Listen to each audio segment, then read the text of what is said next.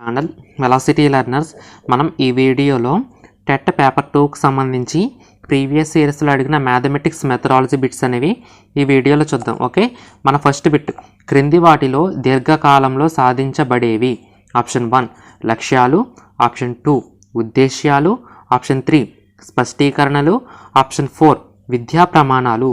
మనకి దీర్ఘకాలంలో సాధించబడేవి ఏంటంటే ఉద్దేశ్యాలు. Option 2 is the correct answer. అదేవిధంగా స్వల్పకాలంలో సాధించబడేవి లక్ష్యాలు. ఓకేనా, దీర్ఘకాలంలో సాధించబడే ఉద్దేశ్యాలు, స్వల్పకాలంలో సాధించబడేవి లక్ష్యాలు. ఓకే, నెక్స్ట్ బిట్, బోధన పునఃబోధన వలయం అనునది. ఆప్షన్ 1 విశ్లేషణ పద్ధతి, ఆప్షన్ 2 ప్రాజెక్ట్ పద్ధతి, ఆప్షన్ 3 సూక్ష్మ బోధన, ఆప్షన్ 4 ఉపాధ్యాయ కేంద్రీకృత విధానం. మనకి బోధన పునఃబోధన వలయం అనేది సూక్ష్మ బోధనలో ఉంటుంది. మనం బీఎడ్లో మైక్రో టీచింగ్ చెప్తాం కదా, సో అక్కడ ఏంటంటే మనం టీచ్ చేస్తాం ఒక ప్లాన్ ప్రిపేర్ చేసుకుని.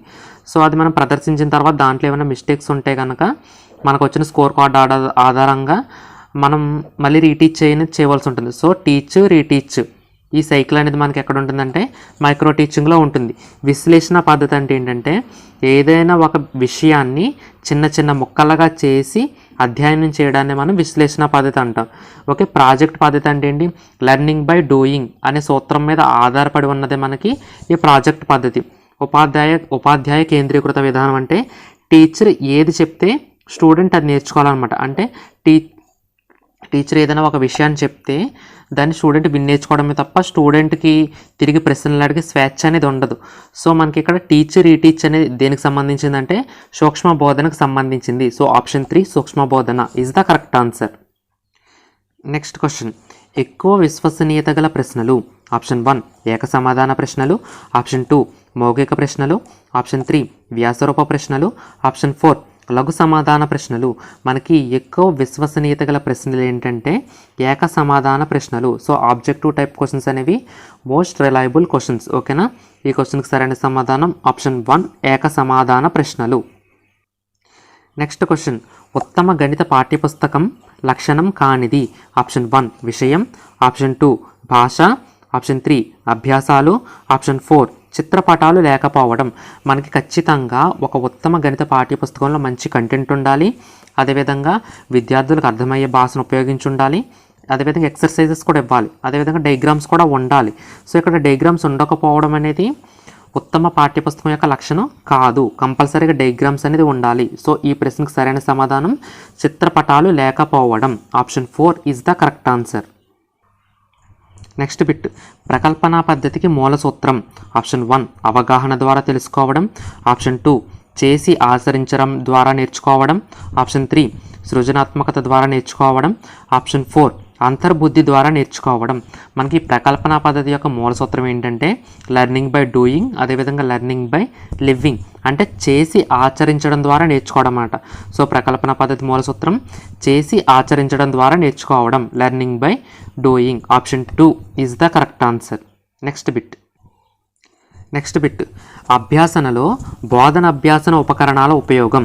ఆప్షన్ 1 పునర్భరణం, ఆప్షన్ 2 సకాలంలో సిలబస్ పూర్తి చేయవచ్చు, ఆప్షన్ 3 తరగతి గది నిర్వహణ సులభతరం, ఆప్షన్ 4 క్రమశిక్షణ పెరుగుదల. మనకి అభ్యాసనంలో బోధన అభ్యాసన ఉపకరణాలు ఉపయోగించడం వల్ల ఏంటంటే మనకి విద్యార్థులకి పునర్భరణాన్ని అందించవచ్చు. ఓకేనా, reinforcement. Option 1 is the correct answer. Next question, క్రింది వాణిలో గణిత స్వభావాన్ని వివరించని వాదం. ఆప్షన్ 1 తార్కికవాదం, ఆప్షన్ 2 సాంప్రదాయవాదం, ఆప్షన్ 3 తత్వవాదం, ఆప్షన్ 4 అంతర్బుద్ధివాదం. మనకి క్రింది ఇచ్చిన వాటిలో గణిత స్వభావాన్ని వివరించిన వాదం ఏంటంటే ఆప్షన్ 3 తత్వవాదం. తత్వవేద అనేది మనకి గణితం యొక్క స్వభావాన్ని వివరించదు. ఓకే, నెక్స్ట్ బిట్, జ్ఞప్తికి తెచ్చుకోవడం దీని స్పష్టీకరణ. ఆప్షన్ 1 జ్ఞానము, ఆప్షన్ 2 వినియోగము, ఆప్షన్ 3 విశ్లేషణ, ఆప్షన్ 4 సంశ్లేషణ. జ్ఞప్తికి తెచ్చుకోవడం అనేది మనకి జ్ఞానం యొక్క స్పష్టీకరణ. జ్ఞప్తికి తెచ్చుకోవడం అదేవిధంగా గుర్తించడం, ఇవి రెండు కూడా జ్ఞానానికి సంబంధించిన స్పష్టీకరణలు. సో జ్ఞప్తికి తెచ్చుకోవడం అనేది జ్ఞానముకు చెందిన స్పష్టీకరణ. ఆప్షన్ 1 జ్ఞానము is the correct answer. Next question, ఒక సమస్యను చిన్న చిన్న అంశాలుగా విడదీసి సాధించే పద్ధతి. ఆప్షన్ 1 ఆగమన పద్ధతి, ఆప్షన్ 2 నిగమన పద్ధతి, ఆప్షన్ 3 విశ్లేషణ పద్ధతి, ఆప్షన్ 4 సంశ్లేషణ పద్ధతి. మనకి ఆగమన పద్ధతి ఏంటంటే ఉదాహరణల నుంచి సూత్రాల వైపుకి వెళ్తుంది. సో నిగమన పద్ధతిలో సూత్రాల నుంచి ఉదాహరణల వైపు. విశ్లేషణ పద్ధతి అంటే ఏమైనా ఒక అంశాన్ని చిన్న చిన్న ముక్కలుగా చేసి అధ్యయనం చేయడం. సంశ్లేషణ పద్ధతి అంటే చిన్న చిన్న ముక్కల్ని ఏకం చేసి అధ్యయనం చేయడం. సో ఇక్కడ మన క్వశ్చన్లో ఏమడిగారు, ఒక సమస్యను చిన్న చిన్న అంశాలుగా విడదీసి సాధించే పద్ధతి అంటే ఆప్షన్ 3 విశ్లేషణ పద్ధతి is the correct answer. Next bit, సమస్య సాధనలో చివరి సోపానం. ఆప్షన్ 1 జవాబును సరిచూడడం, ఆప్షన్ 2 ప్రణాళిక, ఆప్షన్ 3 నిర్వహణ, ఆప్షన్ 4 సమస్యను గుర్తించడం. మనకి సమస్య సాధనలో చివరి సోపానం ఏంటంటే ఫలితాలను సరిచూసుకోవడం. ఫలితం అంటే ఏంటి, జవాబు. సో ఆప్షన్ 1 జవాబును సరిచూసుకోవడం ఈజ్ ద కరెక్ట్ ఆన్సర్. మనకి ఈ సమస్య సాధనలో మొత్తం 7 సోపానాలు ఉంటాయి. దాంట్లో ఫస్ట్ ఏంటంటే సమస్యను గుర్తించడం, సెకండ్ వన్ సమస్య నిర్వచించడం, నెక్స్ట్ థర్డ్ వన్ సమాచారాన్ని సేకరించడం, సమాచారాన్ని వ్యవస్థీకరించడం, అదేవిధంగా ఫిఫ్త్ వన్ తాత్కాలిక పరికల్పన చేయడం, ఓకే, సిక్స్త్ వన్ ఖచ్చితమైన పరికల్పన చేయడం, లాస్ట్ అండ్ సెవెంత్ వన్ ఫలితాలను సరిచూసుకోవడం. ఓకేనా, ఈ క్వశ్చన్కి సరైన సమాధానం సమస్య సాధనలో చివరి సోపానం జవాబును సరిచూసుకోవడం. ఓకే, నెక్స్ట్ బిట్, క్రింది వానిలో గణిత సంఘం కార్యకలాపాల సాఫల్యతకు అత్యవసరమైనది. ఆప్షన్ 1 నల్లబల్ల, ఆప్షన్ 2 శుద్ధముక్క, option 3 chart, option 4 bulletin board. గణిత సంఘం యొక్క కార్యకలాపాల సాఫల్యతకు మనకి బులెటిన్ బోర్డు అనేది అత్యంత ఆవశ్యకమైనది. So option 4 bulletin board is the correct answer. బోధన అభ్యాసన ప్రక్రియ జరుగుతున్నప్పుడు చేయు మూల్యాంకనం. సో ఆప్షన్ 1 రూపక మూల్యాంకనం, ఆప్షన్ 2 సమ్మిళిత మూల్యాంకనం, ఆప్షన్ 3 వివరణాత్మక మూల్యాంకనం, ఆప్షన్ 4 సంగ్రహణాత్మక మూల్యాంకనం. బోధన అభ్యాసన ప్రక్రియ జరుగుతున్నప్పుడు మనకు చేసే మూల్యాంకనం ఏంటంటే ఫార్మేటివ్ అసెస్మెంట్. సో దీన్ని రూపక మూల్యాంకనం అంటాం. సో ఆప్షన్ 1 రూపక మూల్యాంకనం is the correct answer. Next bit, జ్ఞానం నైపుణ్యాలను పెంపొందించే గణిత విలువ. ఆప్షన్ 1 సాంస్కృతిక విలువ, ఆప్షన్ 2 ప్రయోజన విలువ, ఆప్షన్ 3 సిద్ధపరిచే విలువ, ఆప్షన్ 4 క్రమశిక్షణ విలువ. జ్ఞానం నైపుణ్యాలను పెంపొందించే గణిత విలువ ఏంటంటే ఆప్షన్ 2 ప్రయోజన విలువ. ఈ గణితం యొక్క ప్రయోజన విలువ వల్ల విద్యార్థుల్లో జ్ఞానం అదేవిధంగా నైపుణ్యాలు అనేవి పెంపొందించబడతాయి.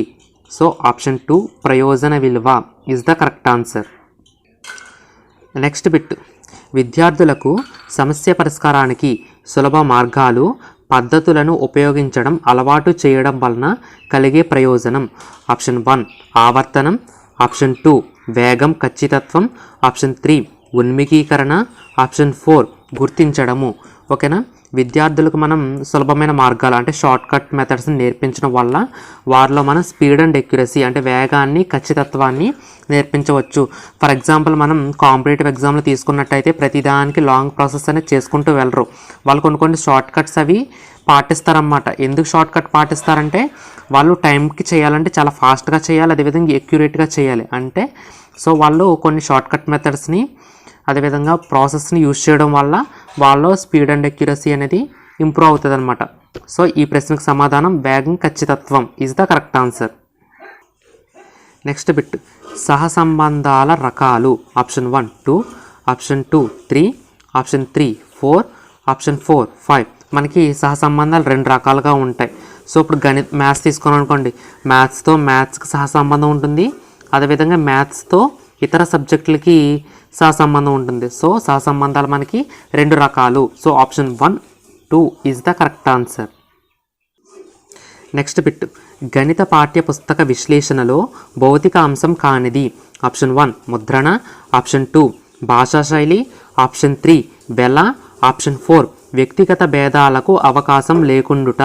మనకి గణిత పాఠ్య పుస్తక విశ్లేషణలో భౌతిక అంశం కానిది ఏంటంటే వ్యక్తిగత భేదాలకు అవకాశం లేకుండుట.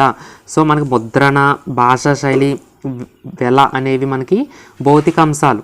సో ఇక్కడ మనకి భౌతిక అంశం కానిది ఏంటంటే వ్యక్తిగత భేదాలకు అవకాశం లేకుండుట. So option 4 is the correct answer. Next bit, గణిత విద్యా ప్రణాళికలోని ప్రతి పాఠ్యాంశాన్ని కొన్ని భాగాలుగా వర్గీకరించి వాటి కాఠిన్యాన్ని వివిధ తరగతులకు విస్తరించే పద్ధతి. ఆప్షన్ 1 సర్పిల పద్ధతి, ఆప్షన్ 2 ఏకకేంద్ర పద్ధతి, ఆప్షన్ 3 శీర్షిక పద్ధతి, ఆప్షన్ 4 కృత్యాధార పద్ధతి. సపోజ్ ఫర్ ఎగ్జాంపుల్ మనం నెంబర్ సిస్టమ్ అనే ఒక గణిత పాఠ్యాంశాన్ని తీసుకుంటే కనుక అప్పుడు 6th క్లాస్ మొత్తం నెంబర్ సిస్టమ్ ఓన్లీ 6th క్లాస్లోనే చెప్పారు కదా. సో 6th క్లాస్లో న్యాచురల్ నెంబర్స్ గురించి చెప్తారు, నెక్స్ట్ క్లాస్లో హోల్ నెంబర్స్ గురించి, తర్వాత క్లాస్లో ఇంటీజర్స్, రేషనల్ నెంబర్స్, అలాగా వాటి యొక్క ఇంపార్టెన్స్ని బేస్ చేసుకుని ఒక్కొక్క తరగతిలో ఒక్కొక్క టాపిక్ ఆ పాఠ్యాంశానికి సంబంధించిన టాపిక్ని ఇంట్రడ్యూస్ చేస్తారు. ఈ విధంగా చేయడానికి మనం ఏమంటామంటే ఏకకేంద్ర పద్ధతి, కాన్సెంట్రిక్ అప్రోచ్. సో ఆప్షన్ 2 ఏకకేంద్ర పద్ధతి is the correct answer. Next bit, Srinivasa Ramanujan చివరి దశలో కనుగొన్నది. Option 1 mock theta functions, option 2 partition of numbers, option 3 elliptics integral, option 4 భిన్నాలు. ఈ బిట్ మీకు చాలాసార్లు నేను చెప్పడం జరిగింది. శ్రీనివాస రామానుజన్ చివరి దశలో కనుగొన్నది option 1 mock theta functions. So మాక్ థీటా ఫంక్షన్స్ని రామానుజన్ గారు వారి యొక్క చివరి దశలో కనుగొనడం జరిగిందనమాట. సో రామానుజన్ చివరి దశలో కనుగొన్నది మాక్ థీటా ఫంక్షన్స్.